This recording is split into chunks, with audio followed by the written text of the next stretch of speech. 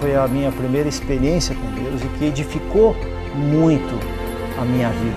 Deus já começou a tocar o meu coração de que o perdão ele não é um sentimento. É uma responsabilidade muito grande de ser e de chegar em algum lugar. Muitas coisas maravilhosas vão começar a acontecer a partir de agora. Olá, eu sou o Fábio Abud e você está assistindo o programa IES 12, A Resposta. Eu sou Cláudia Abud. Nosso programa tem como objetivo contar a história de pessoas que encontraram respostas e viveram experiências de transformação ao terem um encontro pessoal com Deus. No programa de hoje, vamos ouvir a história de César e Cláudia Kist. Ele, um jogador profissional de tênis que defendeu o Brasil na Copa Davis. Atualmente, é diretor de capacitação e desenvolvimento da CBT, a Confederação Brasileira de Tênis. Eu sou o César Kist, sou casado com a Cláudia Kist, tenho 2 filhos, fui um tenista profissional, joguei 11 anos no circuito internacional de tênis e hoje trabalho na Confederação Brasileira de Tênis, onde eu sou um dos diretores e ali a minha responsabilidade é a formação dos treinadores e professores de tênis e também toda a área de desenvolvimento de tênis. Eu comecei a jogar tênis com 7 anos de idade, bem cedo, numa cidade do interior do Rio Grande do Sul, chamada Santa Cruz do Sul, uma cidade de colonização alemã, onde nasci numa família muito equilibrada, com um pai exigente, que me disciplinava bastante, mas muito correto, uma mãe muito amorosa. E aí vivia ali uma vida tranquila, de cidade interior, estudava, praticava o esporte. Mas aos poucos eu percebi que eu tinha jeito para o tênis e com 12 anos aconteceu algo assim que talvez mudaria um pouco o rumo da minha carreira, onde eu já fui jogar um torneio de tênis em Brasília. E ali eu e o meu parceiro nos sagramos campeões brasileiros na categoria de 12 anos. Fomos recebidos pelo prefeito da cidade, fui convidado para acender a pira da pátria em 7 de setembro. E comecei realmente ali a me dedicar mais ao esporte, ao tênis. Viajava todos os finais de semana para os torneios. Uma vez por mês eu viajava para os torneios pelo país, tendo uma vida realmente disciplinada, de alguém que estava levando a sério. E aos poucos eu fui melhorando, fui crescendo, fui melhorando o meu ranking, até chegar o momento que no último ano do colegial eu decidi que eu ia experimentar a carreira profissional. Ou eu ia estudar, fazer faculdade, ou eu ia jogar tênis. E eu decidi, não, eu vou arriscar, vou jogar 2 anos de tênis e ver o que pode acontecer. Fiz um desafio para mim mesmo e aí no último ano da minha categoria de juvenil eu me tornei o número 1 do Brasil, o melhor jogador da idade até 18 anos no Brasil. O que me abriu as portas para ter patrocínios, jogar torneios. E aí eu segui mesmo a carreira profissional. Comecei a viajar pelo mundo todo, comecei realmente a ter bons resultados, ter patrocinadores, também ganhar dinheiro com isso. Foi assim, um momento realmente de muita satisfação, mas muita dedicação, né? O esporte de alto rendimento ele exige realmente total entrega, total esforço para aquilo que você está fazendo. A competitividade é muito grande e isso me exigiu muito, essa disciplina, esse esforço, a superação, as viagens e a minha carreira começou a decolar. Até o ponto de eu fazer parte da equipe brasileira da Copa Davis. O que é a Copa Davis? É a seleção brasileira de tênis. Eu acho que é o sonho de todo esportista, que é chegar a jogar na seleção. Então eu acho que eu alcancei esse sonho.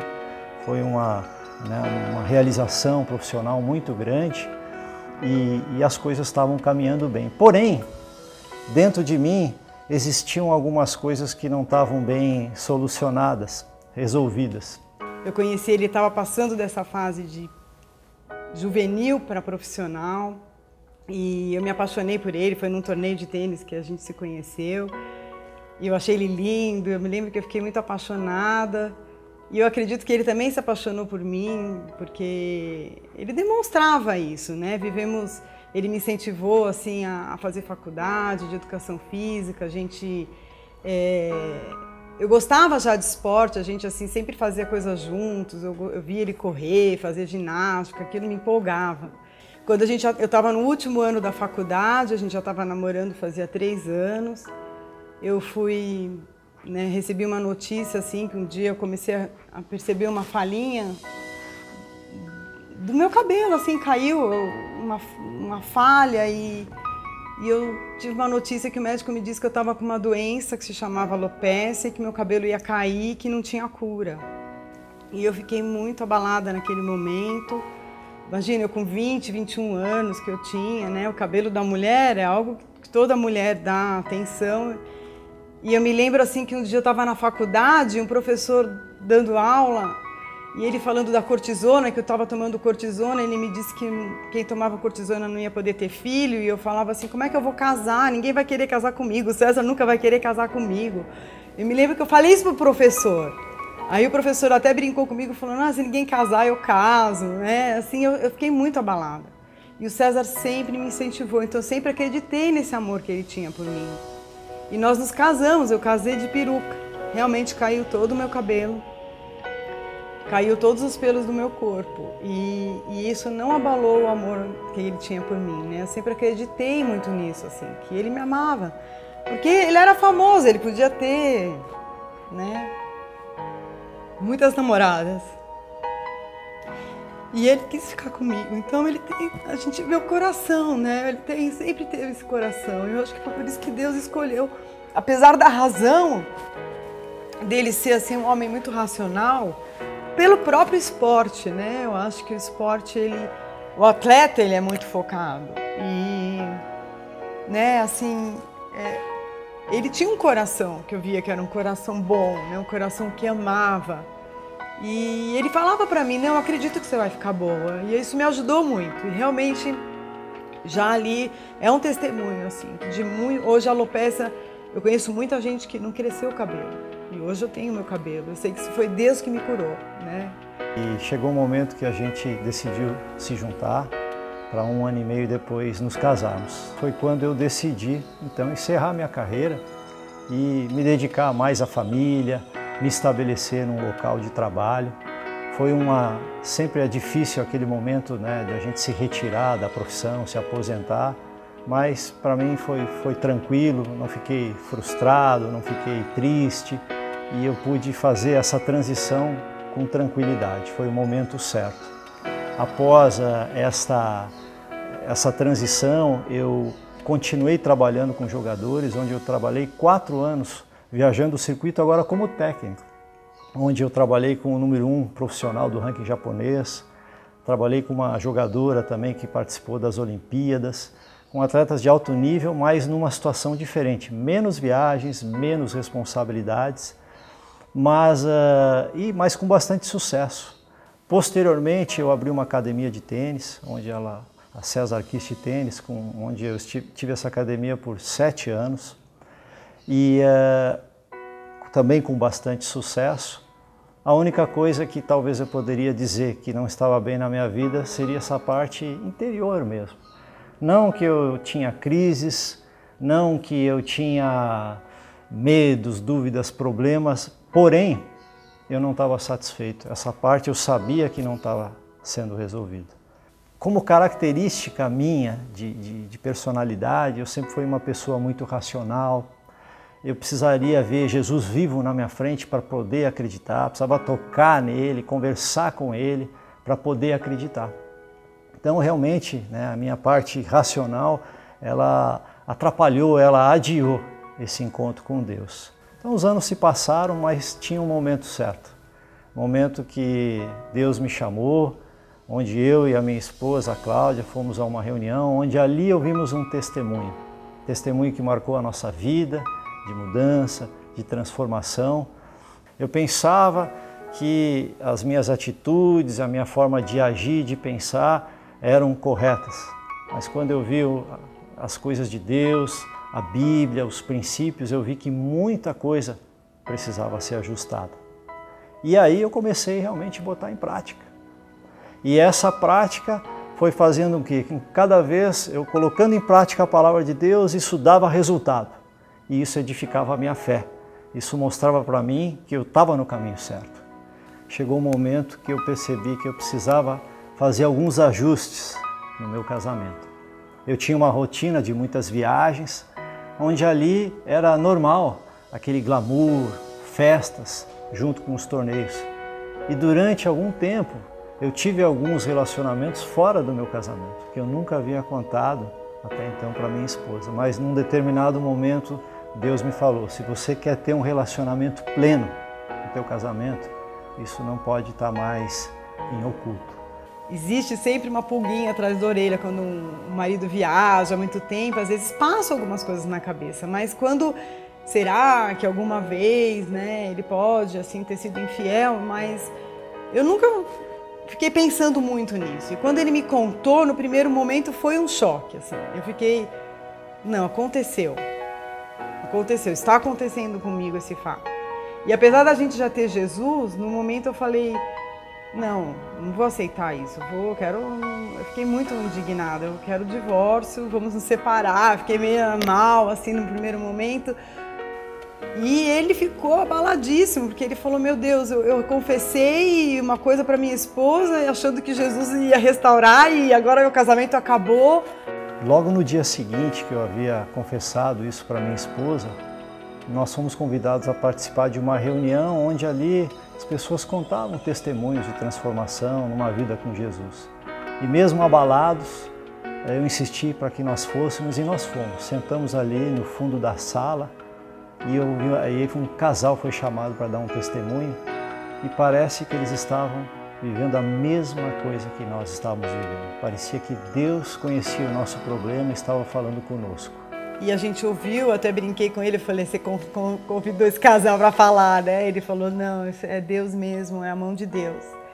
E naquele momento, assim, eu ouvi o testemunho desse casal e Deus já começou a tocar o meu coração de que o perdão, ele não é um sentimento. Que na hora que a gente quer, a gente perdoa. Deus nos ensinou que a gente tem que perdoar sempre. E aí ele ministrou minha vida de que eu tinha que perdoar. Deus tocou o coração dela, entendeu que eu havia mudado e que ela deveria me perdoar. Então Deus a capacitou a me perdoar e ali nós tivemos um relacionamento, um novo relacionamento, um novo casamento. Naquele momento que eu fiz uma oração e que eu aceitei o perdão dele e eu pedi perdão também de algumas coisas, eu senti a mão de Deus na nossa vida, assim, uma paz muito grande e um amor muito grande pela vida dele, assim, que aumentou. E eu me lembro que aquela noite a gente conversou quase a noite inteira, muito mesmo.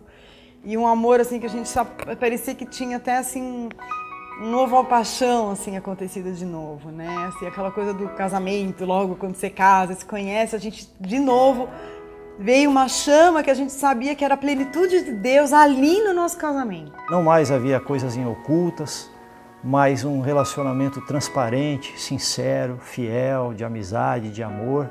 E Deus restaurou ali o nosso casamento de uma forma sobrenatural. Essa foi a minha primeira experiência com Deus e que edificou muito a minha vida, pelo fato de como Deus agiu. Talvez de fora não dá para ter a dimensão disso, mas realmente ali eu vi que Deus trabalhou no coração da minha esposa, no meu, e hoje a gente vive uma vida muito melhor. A partir dali, muitas outras coisas eu coloquei em prática, como ser uma pessoa reta, princípios de fidelidade, de amor, de honra, de transparência, e isso começou a redundar em grandes bênçãos. Hoje, uma das coisas que mais me dá alegria é poder falar do que Jesus fez na minha vida. Falar a palavra de Deus, desse caminho que transformou a minha vida e que pode mudar a vida de cada um que está hoje me assistindo. Então, eu tenho muita motivação para falar disso. Nós temos as reuniões de célula, que são nos lares, onde já há muitos anos a gente tem essa reunião na minha casa. Temos os cultos também na igreja, onde também tem sido muito edificante para a minha vida e para mim, trabalhar para Deus, na obra de Deus, levar a palavra de Deus é uma alegria muito grande. Daqui para frente, o que eu espero da vida com Jesus? Sei que Deus tem coisas muito maiores do que eu posso pensar, pedir ou imaginar. Deus tem me mostrado que Ele é um Deus surpreendente. fato de eu estar aqui hoje, para mim, é um milagre. Nunca imaginei na minha vida eu estaria aqui hoje falando para você que está me escutando. Mas eu sei que é um plano de Deus. E eu sei que os planos de Deus são os melhores para a minha vida. Até o ponto de me chamar para o ministério. Hoje eu sou um pastor, não de tempo integral, mas um pastor. E isso me dá muita satisfação. Eu sei que isso é um propósito de Deus para a minha vida e me alegra muito. Então, esse é o meu testemunho e com certeza isso foi a melhor coisa que aconteceu na minha vida, conhecer o Senhor Jesus. Como eu amo esse casal. Eles são um referencial para mim de família, de amor, de integridade. Se eu pudesse definir o César em uma só palavra, eu definiria como integridade. E a Cláudia como alegria. Eu vejo que esse casal, assim, aparentemente eles são tão diferentes, mas eles se completam. E quando eu olho para esse casal hoje, eu glorifico a Deus, porque eu vejo como Deus, que nos ama muito e ama o ser humano, Ele tem sempre o projeto perfeito para transformar aquilo que era uma vida de tristeza em profunda alegria. O César, como um atleta, desde cedo, com certeza foi treinado a ser uma pessoa disciplinada, determinada, esforçada. E isso se encaixa muito bem ao temperamento dele, uma pessoa bastante equilibrada. E eu imagino toda essa trajetória de vida até esse encontro com Jesus. Embora ele tenha dito que ele não chegou em Jesus no fundo do poço, mas eu posso fazer uma leitura dessa criança que foi se transformando num adolescente em meio a essa história de precisar vencer, de precisar buscar ser o número 1, em meio a essa natureza bastante disciplinada que o César tem. Eu imagino que a chegada dele em Cristo, embora ele não percebesse que a vida dele pudesse estar num caos, eu faço uma leitura de uma vida onde o peso de toda uma responsabilidade em alcançar algo fosse a marca profunda na alma do César. Assim, é uma responsabilidade muito grande de ser e de chegar em algum lugar. E esse tipo de pessoa, quando tem um encontro verdadeiro com Deus, com Jesus, eu imagino que a sensação maravilhosa que possa vir sobre essa vida é uma sensação de alívio. E passa então a colocar Jesus como aquele que vai ser o Senhor da sua vida, aquele que vai governar, que vai ser o primeiro no pódio da sua vida. E a Bíblia diz que nós temos que buscar primeiro o reino de Deus e a sua justiça, e todas as outras coisas virão. Deus sabia que existia na vida do César uma situação que não combinava com aquele homem bom, íntegro. E a primeira experiência que Deus leva o César a ter com ele é enfrentar aquela mentira que existia no meio do casamento dele, que não era cometida porque ele era um mau caráter, um homem sem princípios. Como ele mesmo diz, ele se sentiu desafiado por Deus até essa experiência de poder chegar para a esposa dele, essa mulher que ele amava, e naquela hora que Jesus entra no coração dele, ele pensa: não, eu não posso colocar tudo isso a perder, ela é a mulher da minha vida, eu quero ser sincero para com ela, eu quero ser esse homem que a amou incondicionalmente, eu preciso abrir o meu coração, eu preciso trazer essa verdade à tona. E um homem só chega a essa conclusão, um homem ou uma mulher, através do poder do Espírito de Deus, que constrange a nossa vida. E o César é desafiado e o Espírito Santo o capacita e ele confessa esse adultério, essa infidelidade. E eu imagino quantos homens, quantas mulheres hoje são vítimas desse mal, até por uma influência social, uma acomodação do próprio estilo de vida. O César foi vítima disso em função das viagens, não por falta de amor. Não era o amor que faltava, não era a paixão que faltava. E muitas vezes na vida do homem e da mulher sem Deus, nós somos vítimas das ciladas do mal. De um mal que nos rodeia para destruir a nossa família, para destruir o nosso casamento, para destruir a nossa autoestima, para acabar com a nossa saúde. E quando o Espírito Santo toca a nossa vida, nós somos despertos e vem uma vontade imensa de restauração, uma vontade imensa de colocar as coisas do seu lugar certo. Existe uma cura para esse mal, existe uma cura para as feridas que esse mal causa ao ser humano. E essa cura só pode vir das mãos de Deus.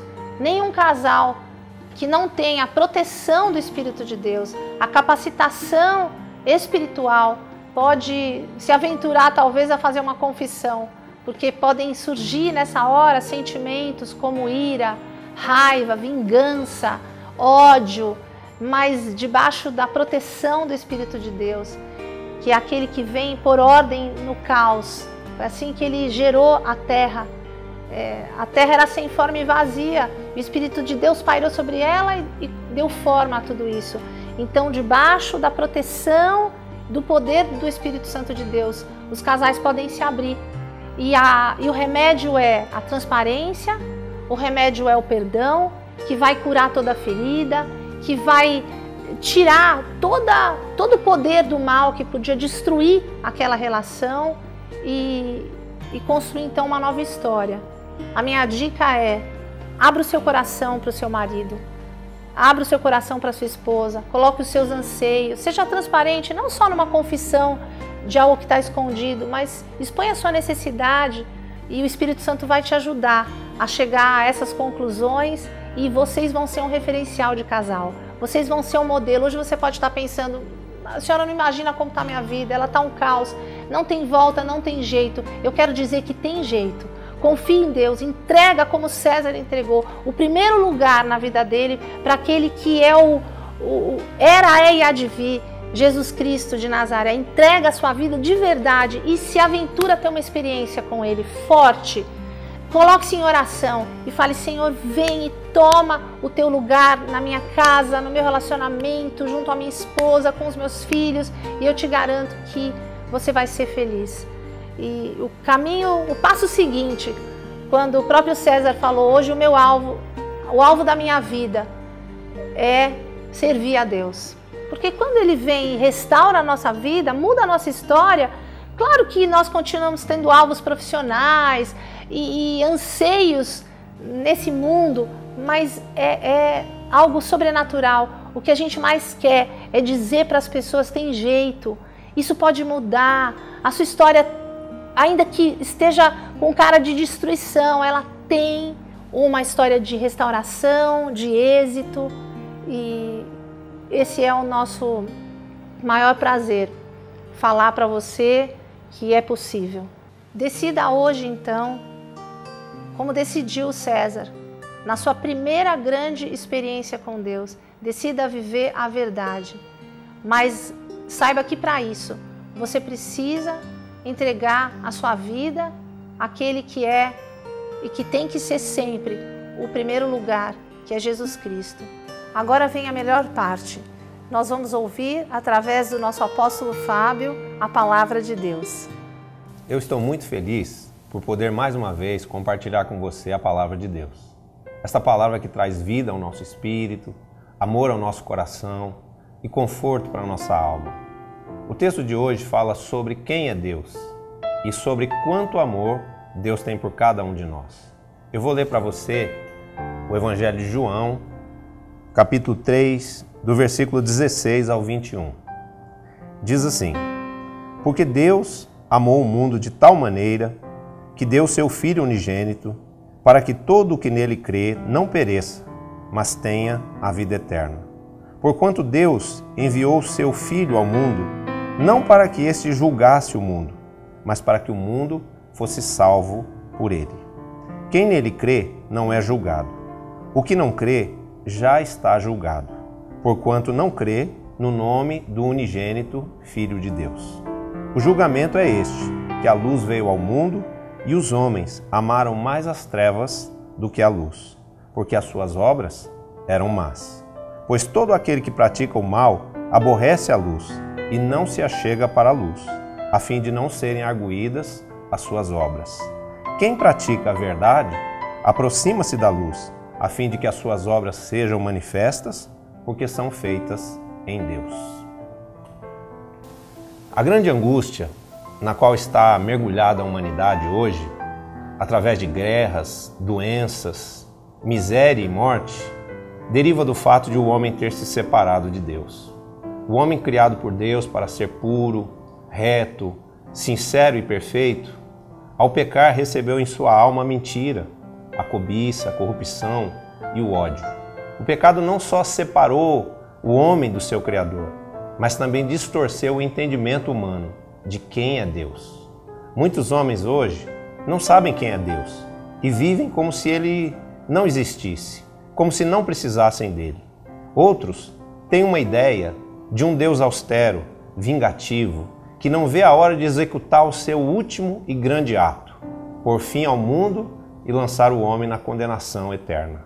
Quando, porém, nós olhamos para Jesus e vemos como ele descreve o Pai Celestial, surge então a imagem de um Deus misericordioso e bom, que não mediu esforços para reconciliar consigo o mundo. A Bíblia diz que Deus amou o mundo de tal maneira que deu o seu único filho para que o mundo fosse perdoado e salvo por ele. Este é outro aspecto que muitos não entendem. Por que Deus entregou o seu único filho para morrer numa cruz? Eu vou te responder. Ele fez isso por amor. Deus amou e ama o mundo com todos os seus defeitos, com todos os seus pecados. Deus ama profundamente os pecadores, os perdidos. Deus ama os pobres e os ricos, os que estão carentes debaixo das pontes, os que estão solitários dentro dos palácios. Deus ama os ladrões, as prostitutas, os traficantes e os drogados. Deus ama tanto essas pessoas que quer mudar a vida de cada uma delas. Certa vez, eu estava conversando sobre Deus com uma colega de trabalho e ela me indagou: que pai é esse que envia o seu único filho para morrer numa cruz?